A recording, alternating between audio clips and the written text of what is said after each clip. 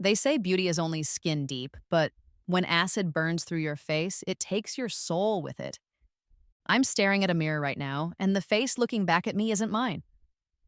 Well, technically it is now, but 3 months ago I was Sarah Blackwood, the girl who graced every magazine cover from Vogue to Harper's Bazaar, the girl who had everything, the girl who trusted the wrong people.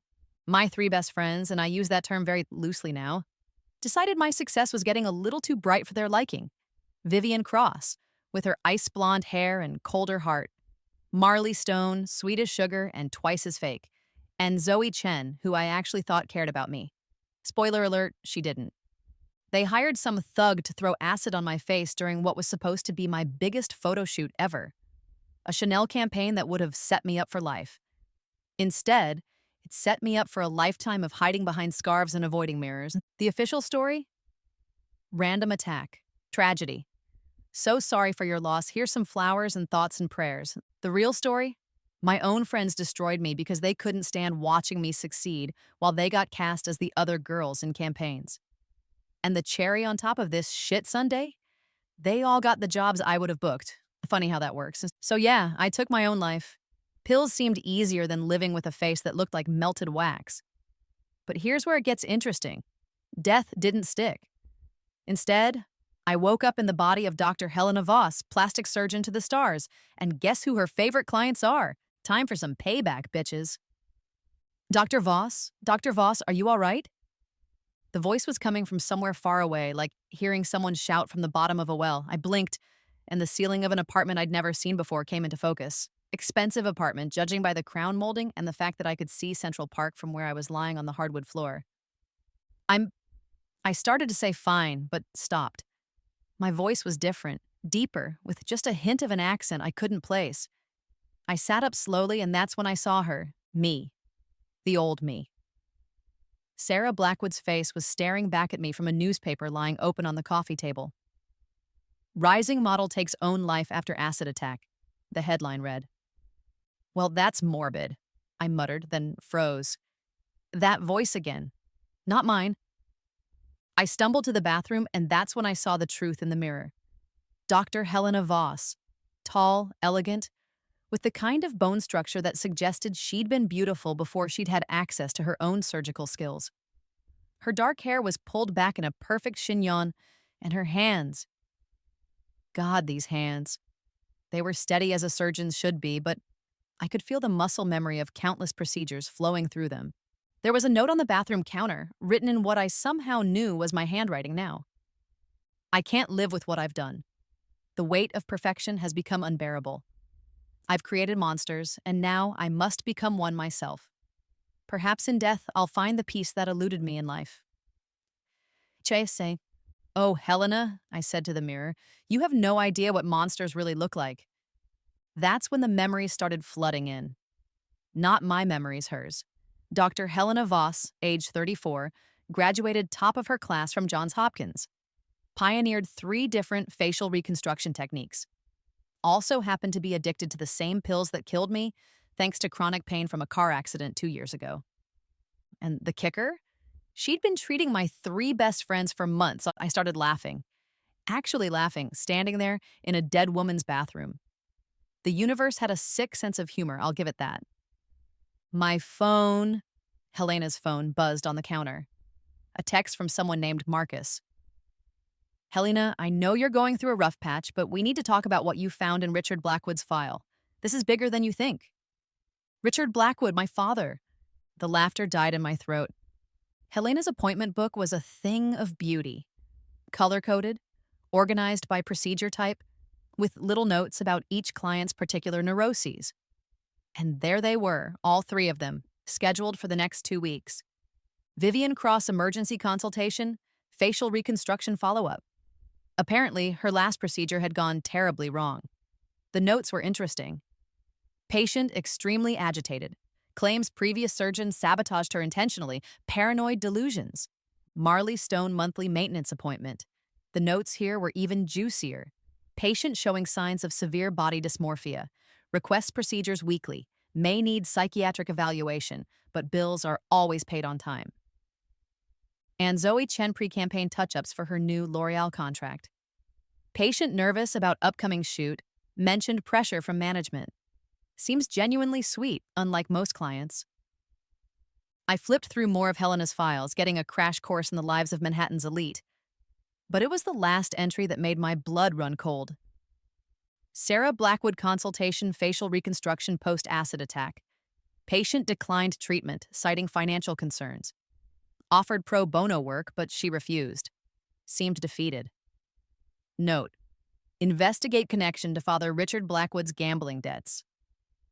Helena had tried to help me, and she'd been looking into my father. The phone rang, interrupting my detective work. Dr. Voss's office, I answered, hoping I sounded professional. Helena, thank God. The voice was male, urgent. This is Marcus Webb. We need to meet. Tonight? I'm sorry, but it's about Sarah Blackwood and your connection to her father. Don't play dumb with me, Helena. I know you've been investigating this. My heart stopped. Who is this? Detective Marcus Webb, NYPD. We've been working together, remember?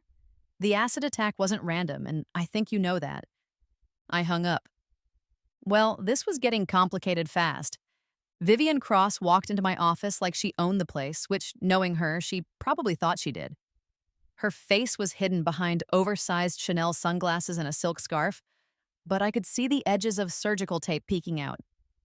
Helena, darling, you look absolutely terrible, she said, settling into the chair across from my desk. Are you eating enough? You look positively gaunt. If only she knew. I've been under some stress lately. How are you feeling, Vivian? She lowered her sunglasses, and I had to work hard not to gasp. Helena's previous work had indeed gone wrong. The left side of Vivian's face was swollen and discolored, with what looked like the beginning of serious scarring. How do I look like I'm feeling? She snapped. You completely butchered my face. I have the Versace campaign next month, and I look like I went 10 rounds with Mike Tyson. I'm so sorry, I said, pulling up her file on my computer. The notes were interesting. It says here that you specifically requested an experimental technique. Something about wanting to look completely different. I said I wanted to look younger, not like a science experiment gone wrong. I studied her face, and that's when I saw it. Helena hadn't botched this surgery. She'd done it intentionally. The scarring pattern was too precise, too calculated. She'd been trying to destroy Vivian's face. Well, I said, leaning back in my chair, the good news is I can fix this. Her eyes lit up. Really? When? Right now, if you'd like. I had a cancellation. Yes, please. Anything to fix this mess. I smiled. Helena's memories were flowing through me now, showing me exactly what she'd been planning. The original procedure was designed to cause delayed tissue death. This was just the beginning. Of course, darling, let's get you taken care of. I led her to the surgical suite, and as I prepared the anesthesia, she kept talking. You know, it's such a shame about Sarah Blackwood, she said, not looking at me. I mean, we were never close, but still. So tragic. I murmured, checking the dosage. You knew her well? Not really. We ran in the same circles, but she was always so intense, competitive. I heard she was having financial troubles before the attack. Really? Oh, yes.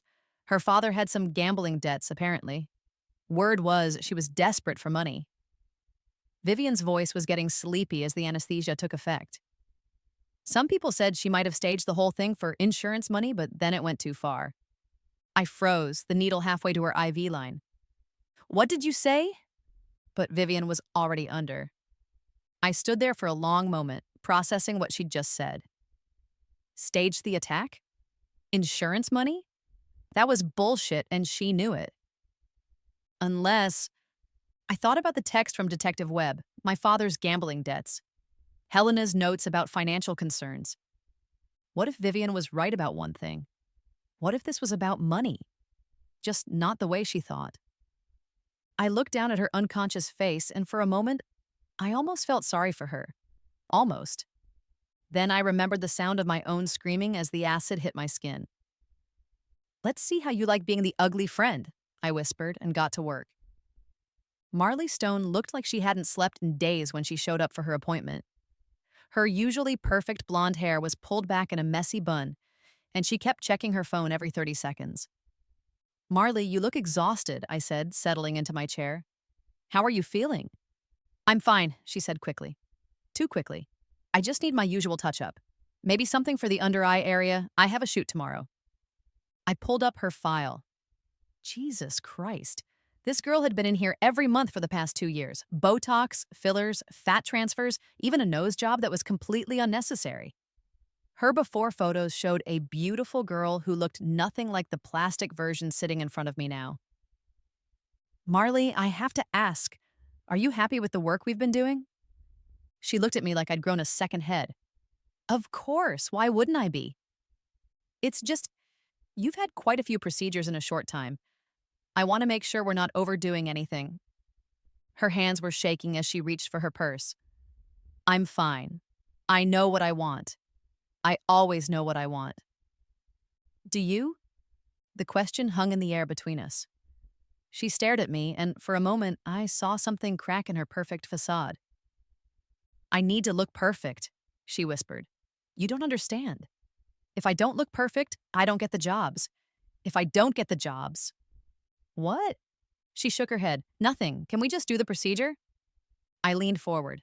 Marley, what happened to Sarah Blackwood? The color drained from her face. What do you mean? The acid attack. You were there that day, weren't you? How did you... The police report mentioned witnesses. Your name was in the file.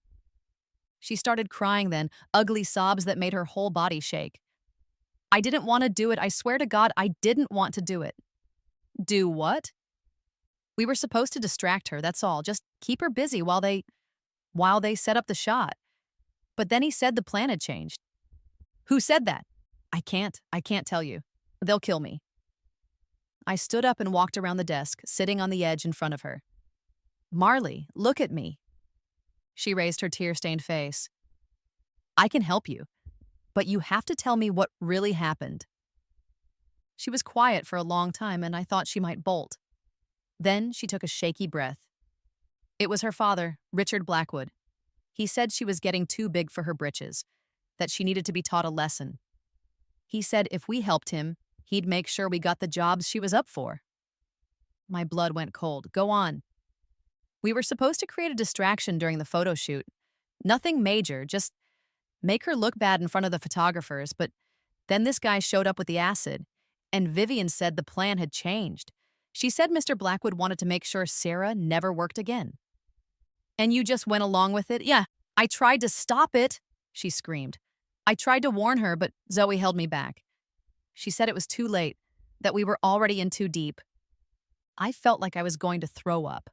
My own fucking father had orchestrated the attack that destroyed my life. Did you know he was planning to kill her? Marley looked confused. Kill her?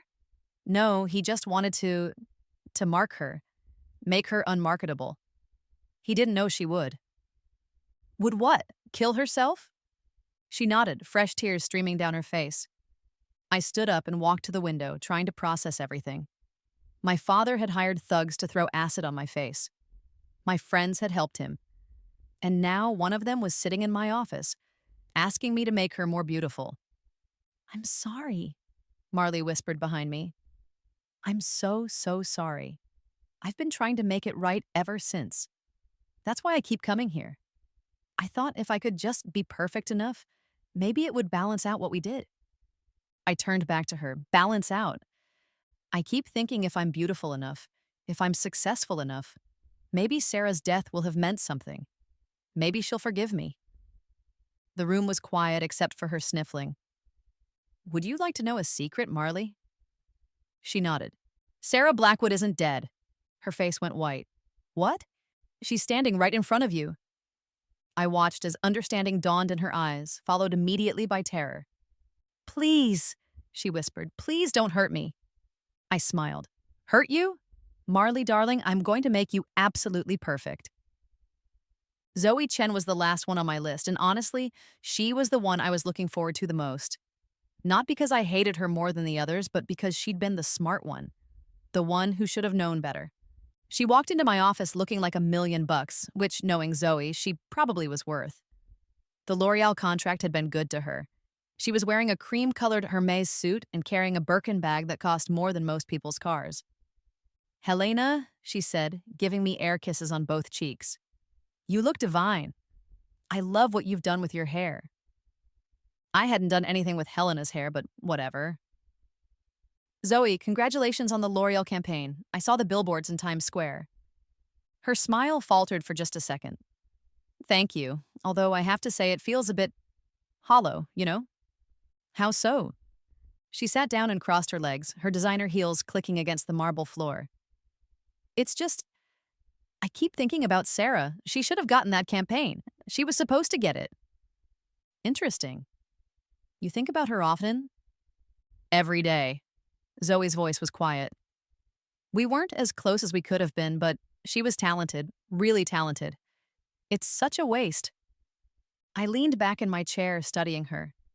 Of all my former friends, Zoe had always been the most human. She'd grown up poor in Chinatown, worked her ass off to get where she was. She understood struggle in a way that Vivian and Marley never could. "You were there that day, weren't you? The day of the attack?" Her composure cracked. "How did you—" "I've been doing some research for a book I'm writing about the modeling industry. The day Sarah Blackwood was attacked, you were scheduled for the same shoot." Yes, I was there." "Tell me what happened." Zoe was quiet for a long time, staring at her hands. When she finally spoke, her voice was barely above a whisper. "Her father approached us about 3 weeks before the shoot, said he had a business proposition." "What kind of proposition?" "He wanted us to help him teach Sarah a lesson. He said she was getting too big for her britches, that success was going to her head. He offered us money, a lot of money, to help him." "Help him how?" "At first, it was just supposed to be professional sabotage. Show up late, mess with her makeup, make her look bad in front of the photographers, childish stuff." But it escalated. She nodded. "The night before the shoot, Vivian called me.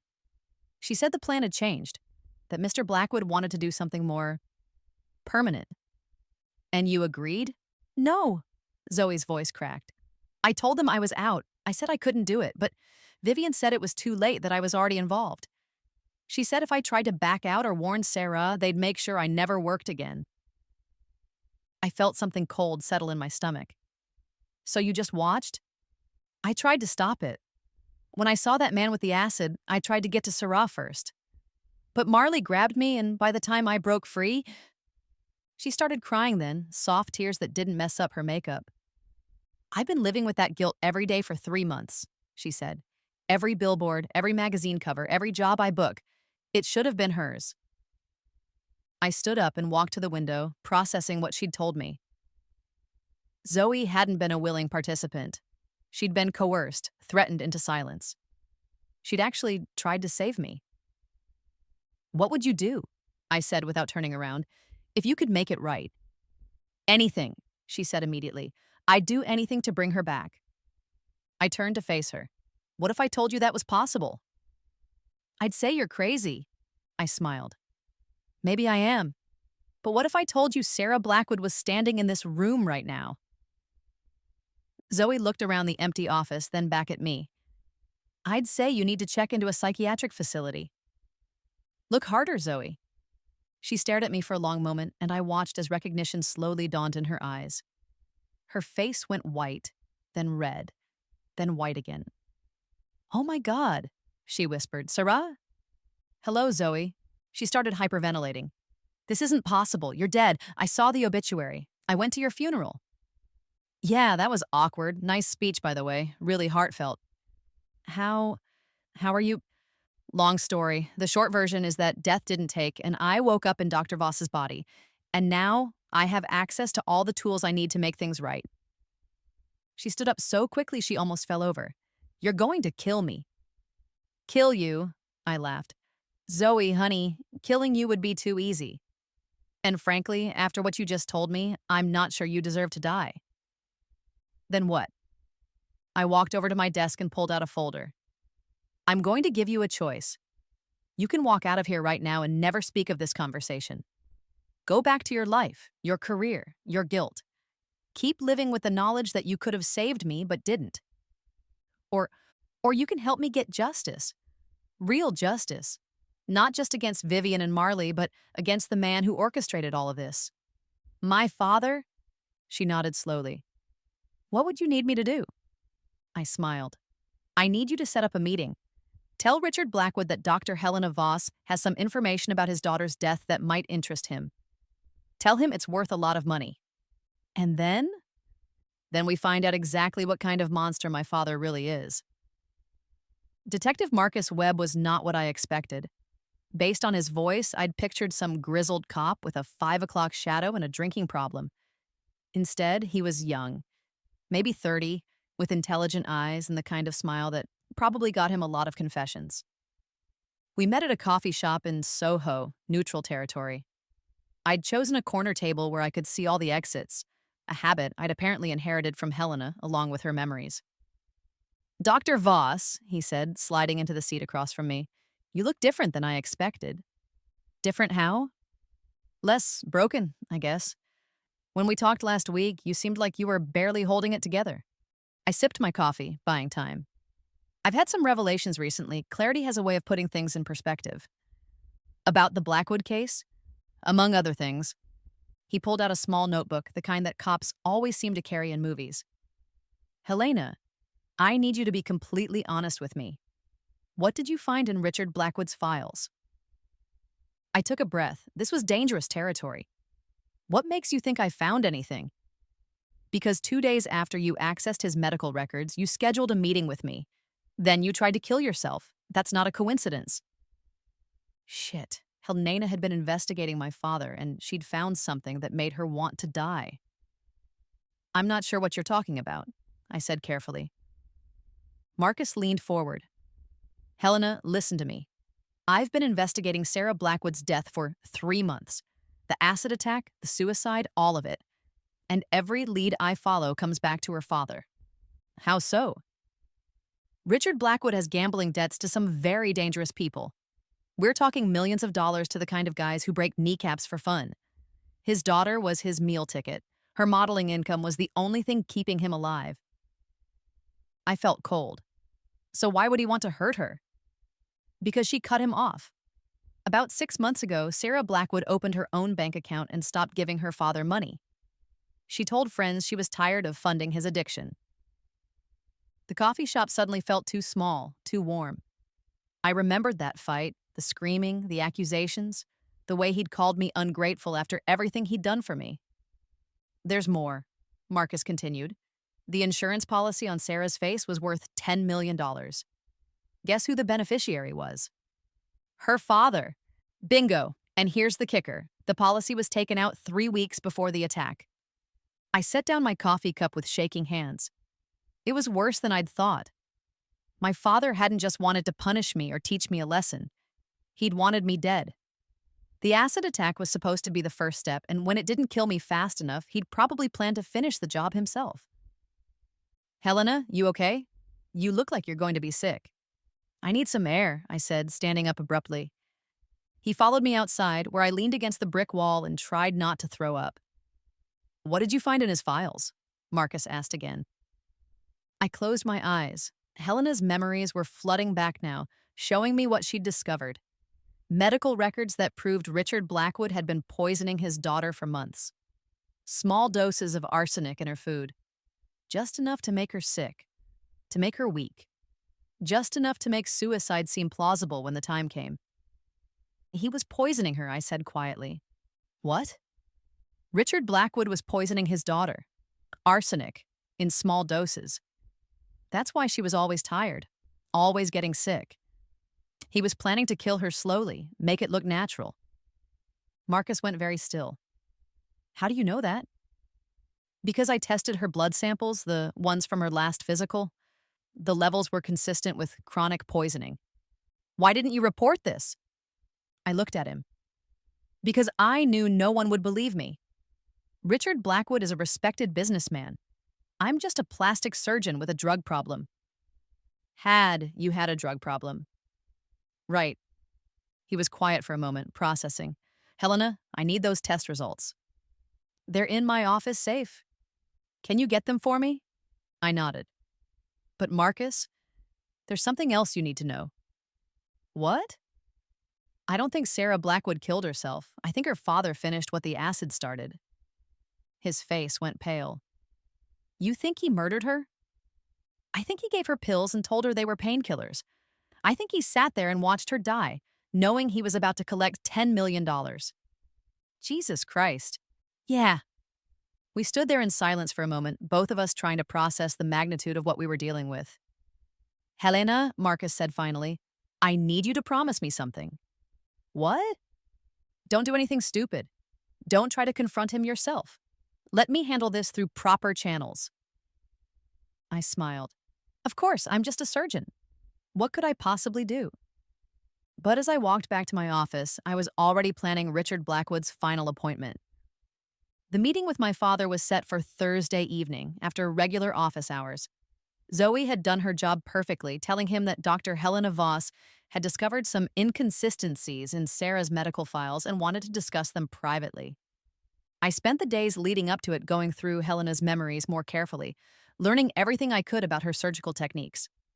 I also made some special preparations in the operating room. Nothing that would show up on security cameras, just some modifications to the anesthesia setup. Richard Blackwood arrived at exactly 7 p.m., dressed in an expensive suit that probably cost more than most people made in a month. He looked older than I remembered, more worn down. The gambling debts were taking their toll. Dr. Voss, he said, extending his hand. Thank you for meeting with me on such short notice. I shook his hand, noting how soft it was. This was a man who'd never worked a day in his life, never had to struggle for anything. Until now. Please sit down, I said, gesturing to the chair across from my desk. Can I offer you anything? Water? Coffee? I'm fine, thank you. He settled into the chair, his eyes scanning the diplomas on my wall. I have to say, you have an impressive practice here. Thank you. I understand you wanted to discuss your daughter's medical records? His expression shifted, becoming more guarded. Yes. I was told you found some irregularities? I opened a file on my desk. Not Sarah's real file, but a dummy one I'd prepared. I did. Several, actually. Such as? Well, for starters, the blood work from her last physical shows traces of arsenic. He went very still. Arsenic? Yes. In levels consistent with chronic poisoning over a period of several months. The color drained from his face. That's impossible. Is it? We stared at each other across the desk. I could see him calculating, trying to figure out how much I knew and how much trouble he was in. Dr. Voss, he said finally, I think there may be some confusion here. I don't think so. What exactly are you implying? I leaned back in my chair. I'm not implying anything, Mr. Blackwood. I'm stating facts. Your daughter was being poisoned. She was also the beneficiary of a $10 million insurance policy that you took out 3 weeks before her death. And according to several witnesses, you orchestrated the acid attack that destroyed her modeling career. He stood up abruptly. This is ridiculous. I loved my daughter. Did you? Of course I did. Then why did you try to kill her? The question hung in the air between us. Richard Blackwood was sweating now, despite the air conditioning. I never tried to kill Sarah, he said quietly, but you did arrange the acid attack. He was quiet for a long moment. Then he sat back down and put his head in his hands. I was desperate, he whispered. I owed money to people who don't accept payment plans. They were going to kill me. So you decided to destroy your daughter's face instead? It wasn't supposed to be that bad. I told them just enough to scar her, to make her less perfect. I thought if she couldn't model anymore, she'd have to come back to me. She'd need me again. I felt sick. And when that didn't work, I never meant for her to die. I swear to God, I never wanted her to die. But you gave her the pills. He looked up at me, tears streaming down his face. She was in so much pain. The acid had burned through nerve endings, and she was taking more and more painkillers. I thought if I gave her enough, she'd just sleep. Just sleep until the pain went away. You gave her a lethal dose. I didn't know. I'm not a doctor. I just wanted her to stop hurting. I stared at him, this pathetic man who destroyed everything good in his life for money. Do you know what the worst part is, Mr. Blackwood? What? She would have forgiven you. If you just asked for help, if you'd been honest about the debts, she would have helped you. Because despite everything, she loved you. He started sobbing then, ugly, broken sobs that shook his whole body. I know, he choked out. I know she would have. But I was so ashamed. I couldn't let her see what I'd become. So instead, you became something worse. I stood up and walked around the desk. Mr. Blackwood, I have a proposition for you. He looked up at me through his tears. What? I can make this all go away. The evidence, the blood tests, all of it. I can make sure the police never find out what really happened. How? Surgery. I don't understand. I smiled. Let me explain. You see, I have a very particular set of skills. I can change faces, reshape bodies, make people into entirely different versions of themselves. You want to change my face? I want to give you a new identity, new face, new fingerprints, new life. You can disappear, start over somewhere else. The men you owe money to will never find you. He looked suspicious. What's the catch? No catch. Considered a Father's Day gift. From who? I leaned down close to his ear. From Sarah. His eyes went wide. That's not possible. Isn't it? I watched as understanding dawned on his face. The horror, the recognition, the complete and utter terror. Hello, Daddy, I whispered. The surgery on my father was scheduled for the following Monday. I spent the weekend preparing, both mentally and physically. Helena's memories showed me exactly what I needed to do. Not just the technical aspects of the procedures, but the psychological preparation required to cut into someone you once loved. By Sunday evening, the first results of my other work were starting to show. Vivian called first, her voice high and panicked. Helena, something's wrong. My face it's getting worse. Worse how? The swelling isn't going down. If anything, it's spreading, and there's this smell. I closed my eyes. Tissue necrosis, right on schedule. Come in first thing in the morning, I told her. We'll take a look. Marley's call came an hour later.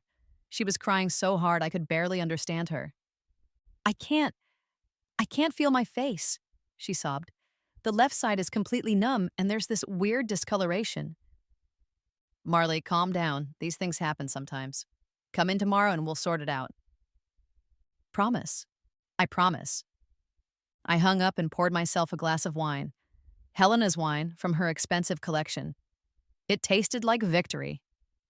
The news broke on Monday morning. Supermodel Vivian Cross hospitalized after botched surgery. The photos were brutal paparazzi shots of her being wheeled into Mount Sinai, with her face covered in bandages. Marley's situation made the entertainment blogs by noon. Rising star Marley Stone suffers severe allergic reaction to cosmetic procedure. And then there was a knock at my office door. Come in, I called. It was Zoe, and she looked terrified. Sarah, we need to talk. About what? She closed the door behind her and locked it. About what you're doing to Vivian and Marley. I'm not doing anything to them. They came to me for procedures, and sometimes complications arise. Bullshit. She sat down across from me, her hands shaking. I know what you're doing, and I understand why, but this has to stop. Does it? They're going to die, I shrugged. People die every day, Zoe. At least they'll die beautiful. This isn't you. This isn't the Sarah I knew. The Sarah you knew had her face melted off by acid. This is the new improved version.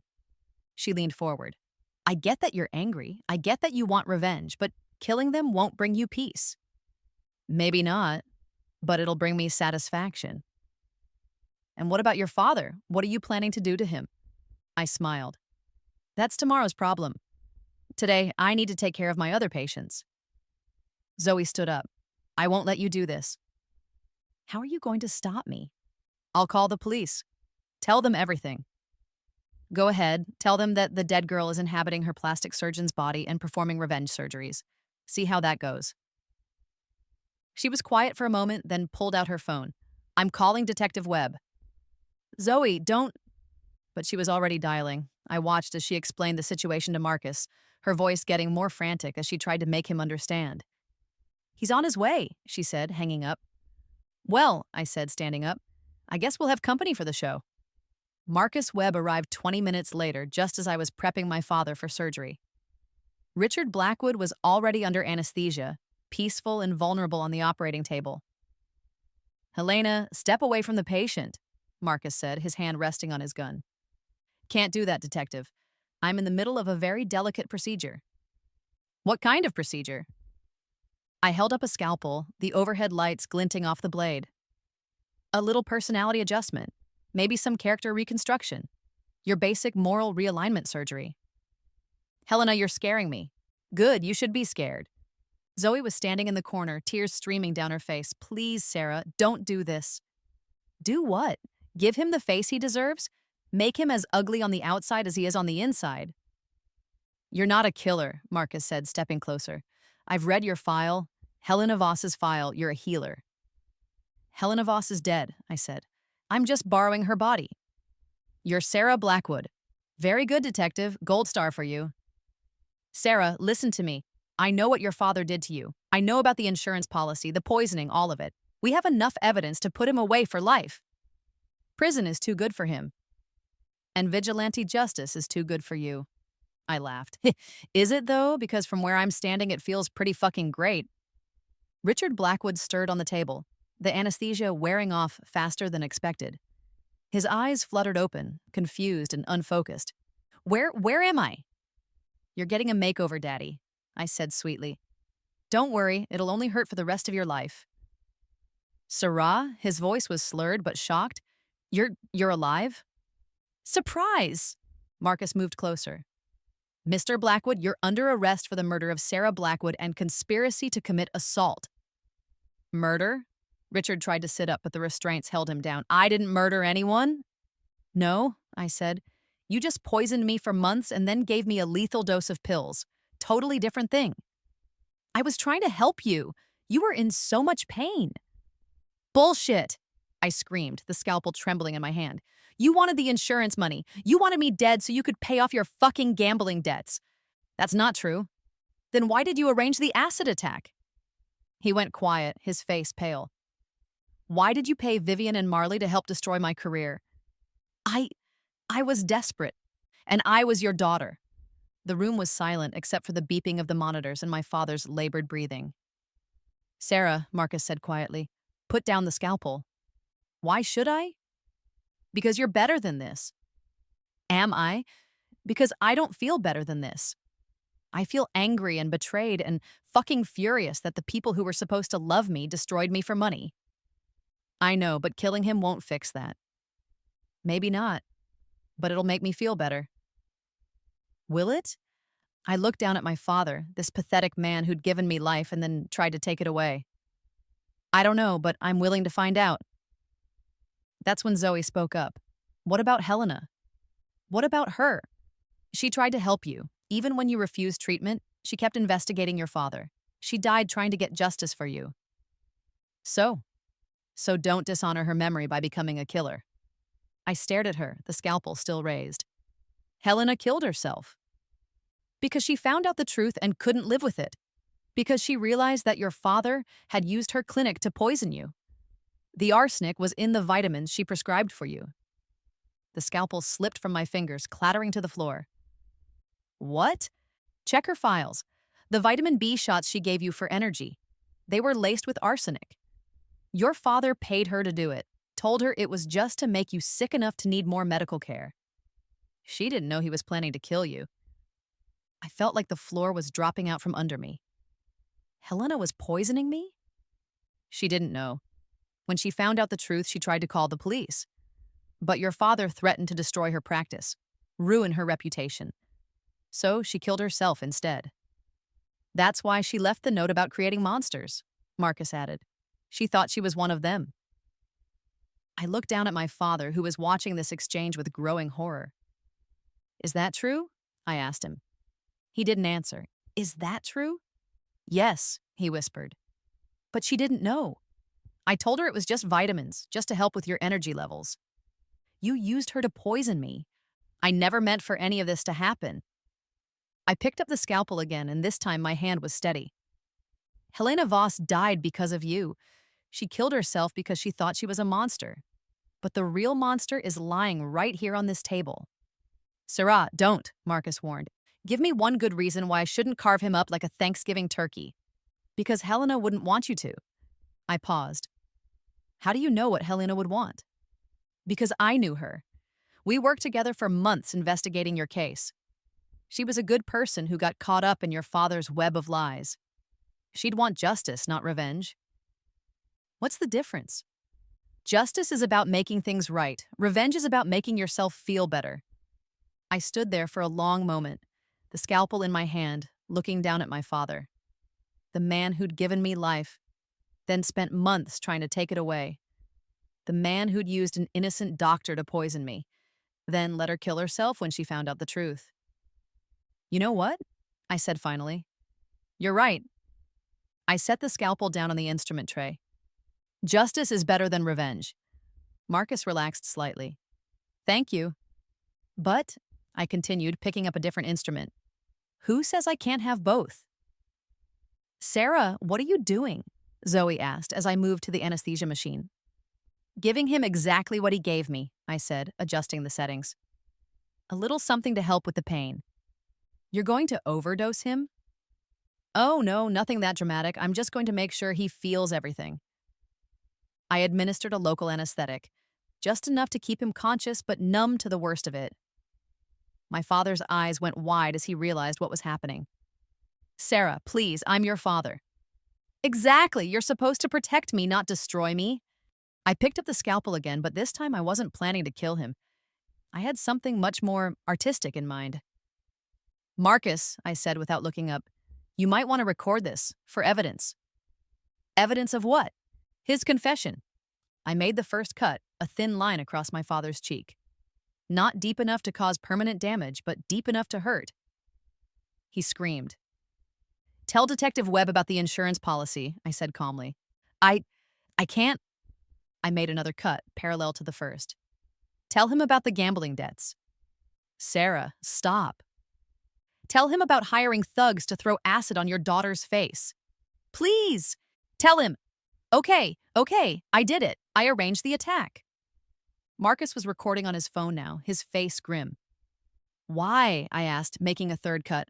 Money, I needed the money. From who? The Torino family. I owed them $3 million. And the insurance policy. $10 million if you died in an accident, $5 million for permanent disfigurement. So, you decided to collect both. I never meant for you to die. I laughed, but there was no humor in it. Dad, you poisoned me for months. You arranged to have acid thrown in my face. You gave me a lethal dose of pills. At what point exactly did you not mean for me to die? I thought maybe you'd survive. Maybe you'd be grateful that I was taking care of you. Grateful? You'd need me again. You'd come home. I stared at him, this delusional man who'd convinced himself that destroying his daughter was an act of love. You know what the really fucked up part is? I said, setting down the scalpel. If you just asked me for help, I would have given it to you. Every penny I had. I know, I loved you, and I know. And you destroyed that. You destroyed me. You destroyed Helena. You destroyed everything good in your life for money. I know. I picked up a mirror from the instrument tray and held it up so he could see his face. The cuts weren't deep, but they formed a perfect pattern. The letter M for monster. There, I said. Now you look like what you are. Sarah, Marcus said quietly, we should get him to a hospital. Should we? I mean, these are very minor cuts. Barely scratches, really. He'll be fine. The anesthesia will wear off in a few hours. He'll have some scars, but nothing compared to what he gave me. I started cleaning my instruments, humming softly. You know, Daddy, I've been thinking about what you said. About the insurance money. What about it?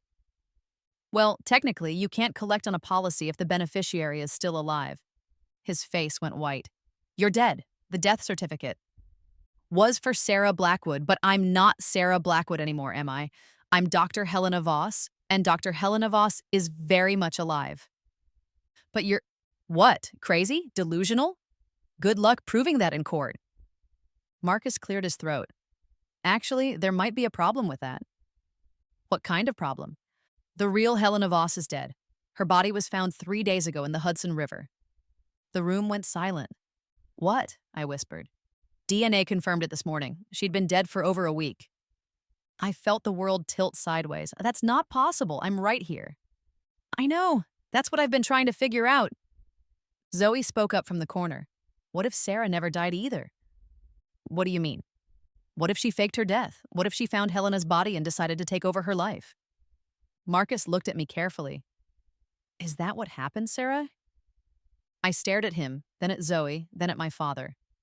The truth was, I didn't know what had happened. I remembered taking the pills, remembered the darkness, remembered waking up in Helena's apartment. But the details were fuzzy, dreamlike. I don't know, I said finally. I honestly don't know. Well, Marcus said, we'll figure it out. But right now, I need to get Mr. Blackwood medical attention, and you need to come with me for questioning. Am I under arrest? That depends. Are you Sarah Blackwood or Helena Voss? I looked in the mirror above the sink, studying the face that looked back at me. Helena's face, but with my eyes. My expressions. My anger. I don't know, I said again, but I know one thing for sure. What's that? Richard Blackwood destroyed 2 women's lives, and whether I'm one of them or both of them, he's going to pay for what he did. The trial of Richard Blackwood was the media sensation of the year, not just because of the horrific nature of his crimes, but because of the mystery surrounding the main witness, a woman who claimed to be both the victim and the surgeon who treated her. In the end, it didn't matter whether I was Sarah Blackwood, Helena Voss, or some impossible combination of both. The evidence was overwhelming. The recorded confession, the medical records showing months of arsenic poisoning, the insurance policy, the testimony from Vivian, Marley, and Zoe about the planned attack. It all painted a clear picture of a man who'd tried to murder his own daughter for money. He was sentenced to life in prison without the possibility of parole. Vivian and Marley recovered from their surgeries, though both carried permanent scars. They testified willingly, finally free from the guilt that had been eating them alive. Vivian retired from modeling and started a foundation for acid attack survivors. Marley got into therapy and discovered she actually preferred working behind the camera. She became a photographer specializing in natural beauty portraits. Zoe kept her L'Oreal contract but used her platform to speak out against the toxic culture in the modeling industry. She and I stayed in touch, though our relationship would always be complicated by everything that had happened. Detective Marcus Webb became something like a friend. He helped me navigate the legal complexities of my situation, how to exist as someone who was legally dead but obviously alive. We settled on a new identity, Dr. Sarah Blackwood Voss, a reconstructive surgeon specializing in trauma recovery.